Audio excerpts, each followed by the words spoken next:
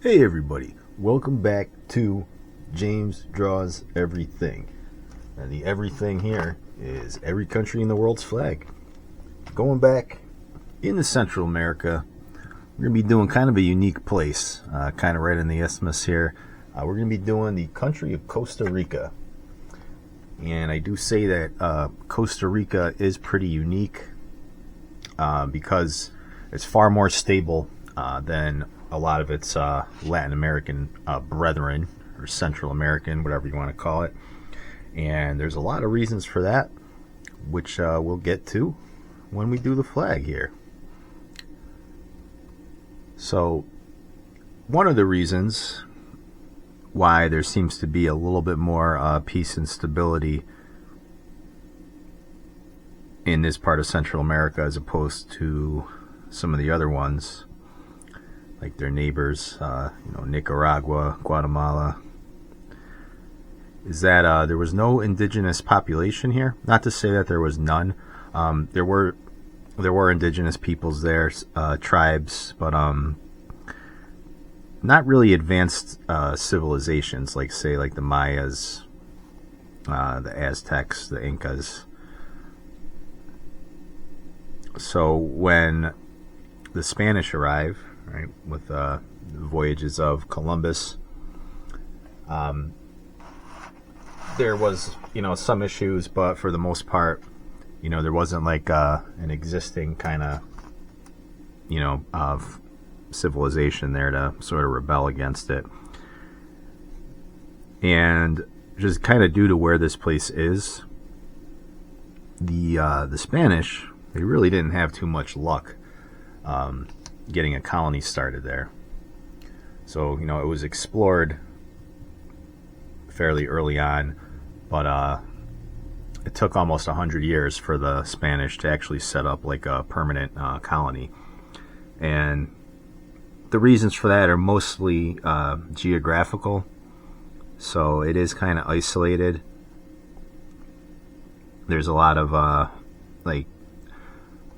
jungle, mountain ranges, a lot of disease from mosquitoes and brutal heat, and some fighting, from the indigenous people there, but mostly just kind of due to the geography. It's just the juice wasn't worth the squeeze. So just kind of due to the fact that that's sort of built into Costa Rica's birth and its DNA, there really isn't like a lot of lingering sort of ethnic conflicts that the Spanish had with some of their other possessions in the New World. Okay.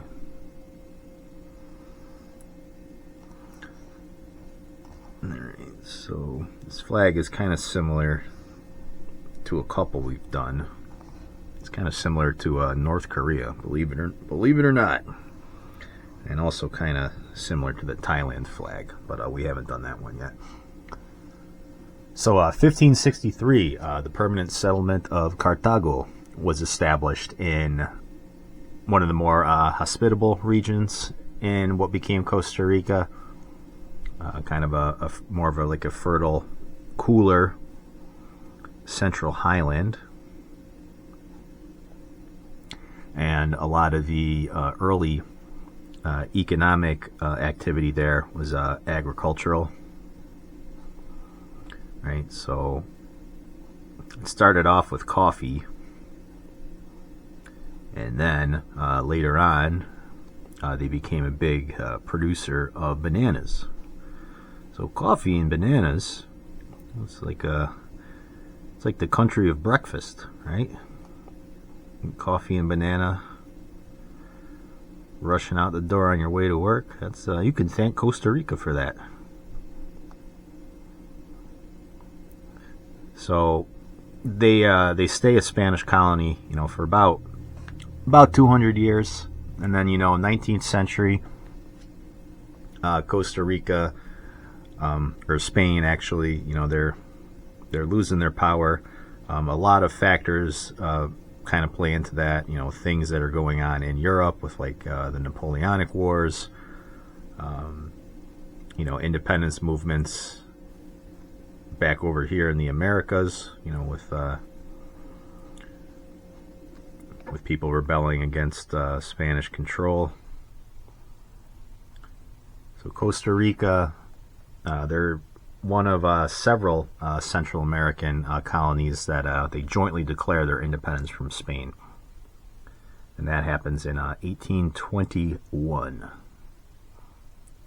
So a lot of anti-Spanish colonial movements at this time. Costa Rica kind of joins up with some of its neighbors, namely like Guatemala.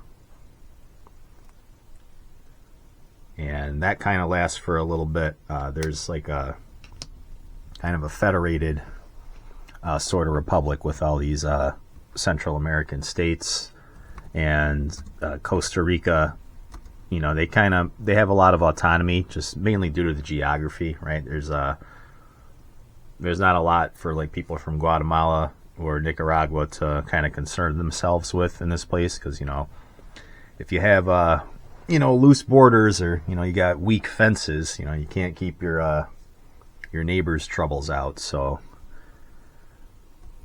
a lot of this place's politics and history and whatnot, they kind of just sort of keep to themselves, and it's kind of been just a big factor in their history, like throughout time. Just the fact that they don't get involved, right? They're good neighbors.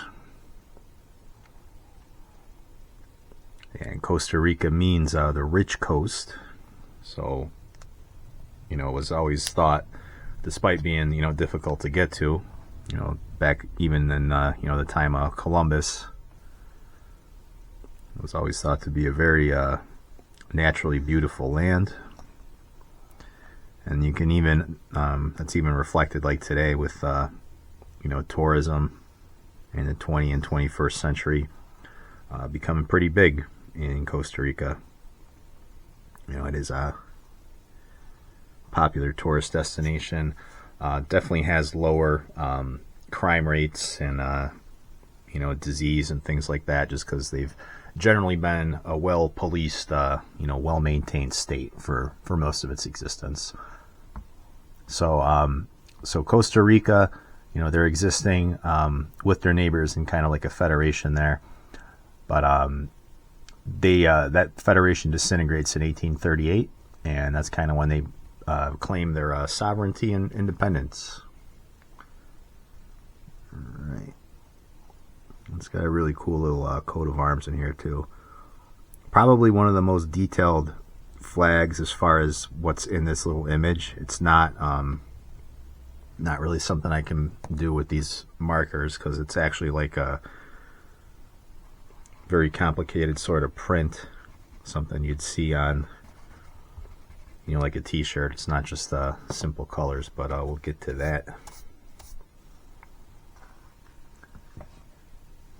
Yeah, so since independence, they have had some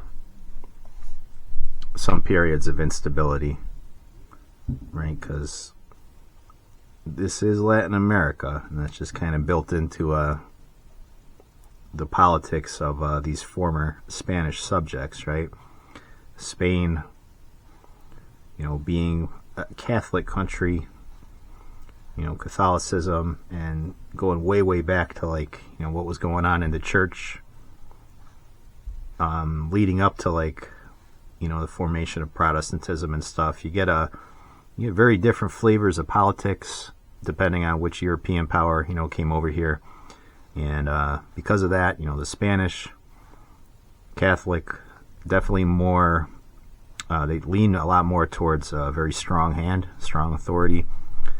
So this place, Costa Rica, they attract a lot of military strongmen and dictators. A little bit different than what the French or the British bring over to the Americas. So there have been a couple coups. There was one kind of in the background of World War I, 1917, and there was a little bit of a U.S. intervention there to cause this guy to resign. Tinoco or General Federico Tinoco Granados. And then in 1948, you have a guy, Jose Figueres Ferrer, and he raised an army that rebelled against the government. That caused a civil war for about a year and a half. And then he kind of stepped down and let the opposing power run the ship. And that's something about this place too. They've actually had a lot of different, like conservative and liberal governments there. So it's almost like a 50-50 when you look at their history. Like they do, for whatever critiques you want to make of that kind of system, they do have very relatively like peaceful transitions of power, right? So you have the liberals in control for a few years, then the conservatives, and the liberals and the conservatives, and for the most part, they haven't had too many issues with that. So good on you, Costa Rica. And there have been attempts to get communism, popping off in Costa Rica. Those haven't been too successful either.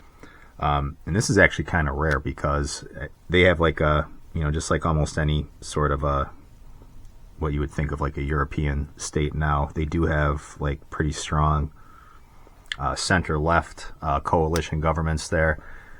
And their center-left actually put a cap on the commies there and them gaining influence. So they actually police their own, which is shocking, right?